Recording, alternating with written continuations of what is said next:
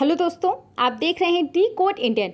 जैसा कि आपको पता लगा होगा कि भारत सरकार के द्वारा अब हमारे देश में एक बैड बैंक को इस्टेब्लिश किया जाएगा और कहा जा रहा है कि इससे हमारे देश के अंतर्गत जो बैंकिंग सेक्टर है और उसमें जो एनपीए की एक बहुत ही बड़ी समस्या है नॉन परफॉर्मिंग एसेट की, उसको सॉल्व करने में बैड बैंक बहुत ही महत्वपूर्ण भूमिका निभाएगा। बेसिकली यहाँ पे आज के इस वीडियो में हम बात करने वाले हैं कि आखिर बैड बैंक होता क्या है, ये कैसे काम करेगा और किस तरीके से ये बैंकिंग सेक्टर से एनपीए की समस्या को कम करने में मदद करेगा।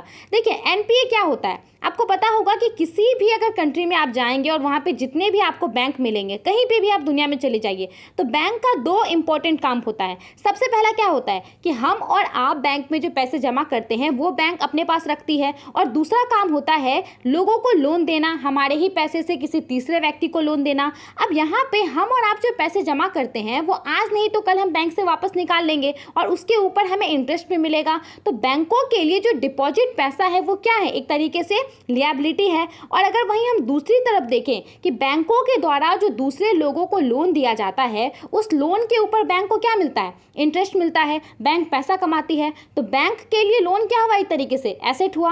अब देखिए होता क्या है, कहीं पे भी बैंकिंग सेक्टर में एक ही बिजनेस मॉडल को अपनाया जाता है कि ज़्यादा से ज़्यादा लोन को डिस्ट्रीब्यूट करना, ताकि ज़्यादा से ज़्यादा जो बैंक है वो पैसे अर्न करे, ताकि हमें जो डिपॉजिट के ऊपर पैसा मिल रहा है, जो इंटरेस्ट बैंक को देना पड़ रहा है, उससे ज़्यादा बैंक लोन दे करके उस पर इंटरेस्ट अर्न करे। अब कभी कभी क्या होता है, मान लीजिए कि स्टेट बैंक ऑफ इंडिया है, स्टेट बैंक ऑफ इंडिया के द्वारा जो है टाटा मोटर्स को 500 करोड़ रुपए का लोन दिया गया 1 साल के लिए। अब 1 साल के अंदर होता क्या है, पैंडेमिक आ जाता है, लॉकडाउन लग जाता है और हमारे देश में जो ऑटोमोबाइल सेक्टर का बिजनेस है वो पूरी तरह से ठप पड़ जाता है। टाटा मोटर्स का जो फाइनेंशियल कंडीशन होता है वो बहुत ही खराब हो जाता है। वो इस स्थिति में नहीं रहती 1 साल के बाद कि वो पूरा पैसा एसबीआई को वापस लौटा पाए, तो वो तब तक के लिए एसबीआई को 100 करोड़ रुपया दे देती है। तो बचा कितना, 400 करोड़ रुपया बचा। अब देखिए 90 दिन के बाद क्या होता है, 1 साल हो गया, कंप्लीट हो गया, 1 साल के बाद टाटा मोटर्स को एसबीआई को पैसा देना है, तो 90 दिन तक टाटा मोटर्स जो है 400 करोड़ रुपए पे जो भी इंटरेस्ट बनेगा वो भी एसबीआई को नहीं देती है और ना ही तो प्रिंसिपल अमाउंट देती है। तो ये जो पैसा है एसबीआई के लिए 400 करोड़ रुपया, वो क्या घोषित हो जाएगा, नॉन परफॉर्मिंग एसेट घोषित हो जाएगा। यानी कि ये जो एसेट है ये परफॉर्म नहीं कर रहा है, ये हमें पैसा अर्न करके नहीं दे रहा है। दूसरे शब्दों में कहें तो इसे बैड लोन्स भी कहा जाता है, यानी कि खराब लोन। अब देखिए एक साथ मान लीजिए कि किसी इकोनॉमी में स्टेट बैंक ऑफ इंडिया का 400 करोड़ रुपए का एनपीए हुआ, उसी प्रकार से बैंक ऑफ इंडिया का 500 करोड़ का समझ लीजिए, यूको बैंक का 1000 करोड़ का समझ लीजिए, सेंट्रल बैंक ऑफ इंडिया का 2000 करोड़ का आप समझ लीजिए कि एनपीए है। तो इससे बेसिकली होता क्या है, बैंक जो है वो प्रॉफिट अर्न करने के बारे में कम सोचती है, क्या सोचती है ज़्यादा, कि उनके द्वारा जो लॉस किया गया है उसको वो रिकवर करने के बारे में सोचती है। और दूसरा चीज़ क्या होता है कि बैंक लोगों को लोन देने से कतराती है, क्योंकि एनपीए का बर्डन पहले से रहता है। तो इस चीज़ को यहाँ पे ठीक करने के लिए बैड बैंक का जो कॉन्सेप्ट है उसको यहाँ पे लाया गया।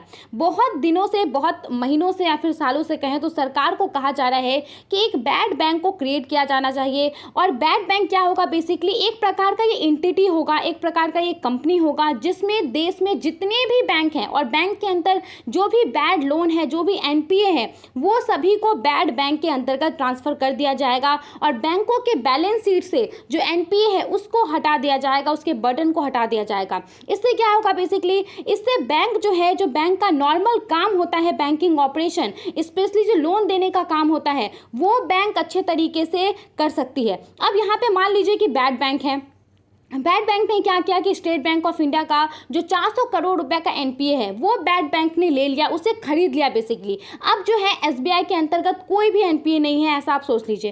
अब यहाँ पे बैड बैंक क्या करेगी, बैड बैंक ये जो एनपीए है उसको वो मार्केट में सेल करेगी। किस तरीके से, तो मान लीजिए जैसे 400 करोड़ रुपया है वो तो टाटा मोटर्स से आज नहीं तो कल तो मिलेगा ही एसबीआई को, और अब जो है किसको मिलेगा, अब किसको मिलेगा, बैड बैंक को मिलेगा, क्योंकि बैड बैंक ने एनपीए जो है वो एसबीआई से ले लिया है। ठीक है, मतलब जो भी राइट्स वगैरह है उस एनपीए का वो अब किसके पास आ गया है, बैड बैंक के पास आ गया है। अगर अब कुछ साल के बाद टाटा मोटर्स पैसा देगी तो वो किसके पास आएगा, बैड बैंक के पास पैसा आएगा। तो ये जो अधिकार है 400 करोड़ रुपए पे, ये अधिकार वो किसको दे देती है, मार्केट में किसी दूसरी कंपनी को दे देती है। मान लीजिए कि एबीसी कंपनी है, एबीसी कंपनी को उसने 400 करोड़ रुपए का जो है ये पूरा दे दिया है। ठीक है, अब यहाँ पे एबीसी कंपनी क्या कहती है कि हम जो है 400 करोड़ रुपए पूरा आपको कैश में नहीं देंगे, हम आपको कितना देंगे, 380 करोड़ रुपए देंगे, ठीक है।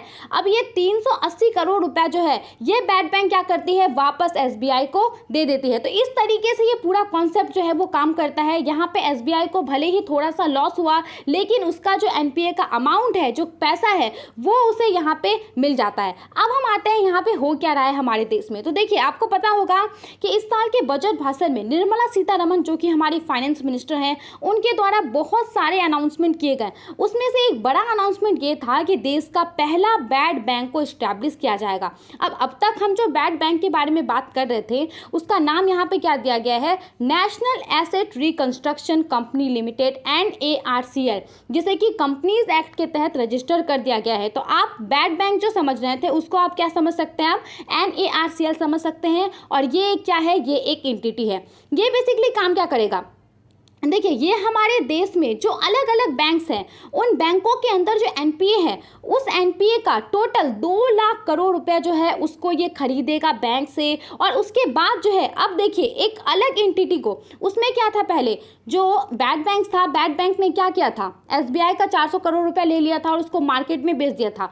तो यहाँ पे ये जो हमारी NARCL है, वो क्या करेगी, ये 2 लाख करोड़ रुपए को बैंकों से परचेस करेगी। और उसके बाद मार्केट में बेचने का जो काम रहेगा, वो काम कौन करेगा, वो काम करेगा India debt resolution company limited IDRCL।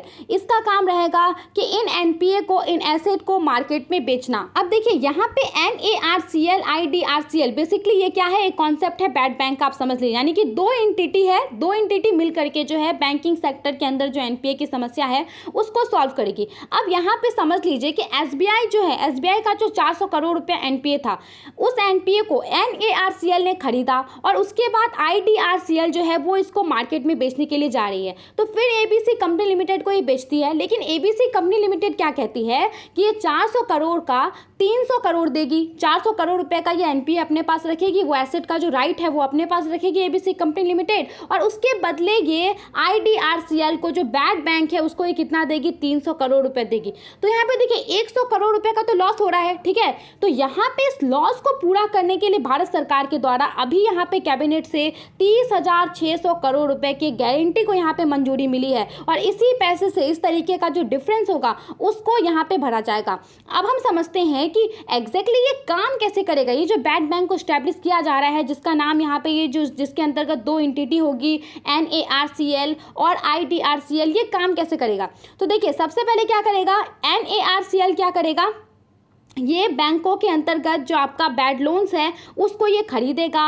और उस बैड लोन का, जैसे कि 400 करोड़ को इसने एसबीआई से खरीद लिया, और उसका 15% जो है वो तुरंत एसबीआई को कैश के रूप में दे देगा। और जो 85% रहेगा, उस 85% को ये क्या करेगा, सिक्योरिटी रिसीट के तौर पर जो है वो एसबीआई को देगा। अब देखिए, यहाँ पे अगर हम बात करें सिक्योरिटी रिसीट होता क्या है, सिक्योरिटी रिसीट बेसिकली एक तरीके का ऐसा बिल होगा, आप समझ लीजिए, जिसको कि बैंकों को दिया जाएगा। जैसे कि एसबीआई के बारे में अभी हम पर्टिकुलरली बात कर रहे हैं, तो उसको एसबीआई को दिया जाएगा। 400 करोड़ रुपए में से 15% तो कैश दे दिया जाएगा, और जो 85% बचेगा उसका एक रिसीट दिया जाएगा एसबीआई को, कि सरकार उसको गारंटी दे रही है बेसिकली कि आपको आगे चल करके जो है पैसे इसके मिल जाएंगे, ऐसा होगा। और ये जो रिसीट रहेगा वो ट्रेडेबल भी रहेगा, यानी कि एसबीआई जो है का इस्तेमाल करके ट्रेड भी कर सकती है। तब तक क्या होगा, देखिए, तब तक जो 85% ये जो एनपीए रहेगा, ये जो एसेट रहेगा, उसको IRDCL मार्केट में बेचने का काम करेगी। और जब ये बिक जाएगा, उसके बाद ये पैसे जो है एसबीआई को दे दिए जाएंगे और रिसीट जो है वो उसको वापस ले लिया जाएगा। आई होप आपको समझ में आ गया होगा। अब यहाँ पे एक सवाल आता है कि क्या बैड बैंक सच में जो भारत में एनपीए की समस्या है उसको रिजॉल्व कर पाएगा। तो देखिए, अगर हम कॉमर्शियल बैंक के पर्सपेक्टिव से देखें तो सबसे पहले तो क्या होगा, अगर बैड बैंक जो एनपीए है उसको अगर परचेस करेगी बैंकों से, तो इनिशियली तो 15% उसका कैश के रूप में दे रही है बैंकों को, ठीक है। तो सबसे पहले तो ये फायदा हुआ। बैंकों के अंदर जो एनपीए था, जब तक बैंक में था, बैंकों को तो कुछ भी नहीं मिल रहा था। तो यहाँ पे जो बैड बैंक है वो उनको इनिशियली 15% दे रही है, और उसके कुछ दिनों के बाद जब 85% जो रिमेनिंग है वो जब बाजार में बिक जाता है तो उसका पैसा भी बैंक को दे देगी, ठीक है। भले भले ही उसके बीच में जैसे 400 करोड़ रुपए का था तो उससे थोड़ा सा कम मिले, 380 करोड़ रुपए मिले, 370 मिले, लेकिन बैंकों को यहाँ पे मिल जाएगा। ठीक है, ये एक बेनिफिट हुआ। लेकिन एक सवाल ये आता है कि अगर बैड बैंक जो है, वो जो IRDCL है, वो बेसिकली अगर मार्केट में नहीं बेच पाए इन एसेट को तो क्या होगा, ये यहाँ पे एक सवाल आता है। और यही सबसे बड़ी समस्या है, क्योंकि ये जो एसेट होंगे, जो नॉन परफॉर्मिंग एसेट हैं, इनको बेचना थोड़ा सा रिस्की होगा, कोई भी कंपनी से जल्दी नहीं लेगा। तो ये एक बैड बैंक के लिए, यहाँ पे सरकार के लिए भी ये एक चैलेंज होगा कि कैसे वो उसको बेचती है। आई होप आपको ये सारी बातें समझ में आ गई होंगी। आप इन सब के बारे में क्या सोचते हैं, हमें अपना ओपिनियन जरूर बताइए। अगर आपने लास्ट तक ये वीडियो देखा है, अगर आपको अच्छा लगा है तो प्लीज़ इसे दोस्तों के साथ शेयर कीजिए, लाइक कीजिए। बहुत बहुत धन्यवाद।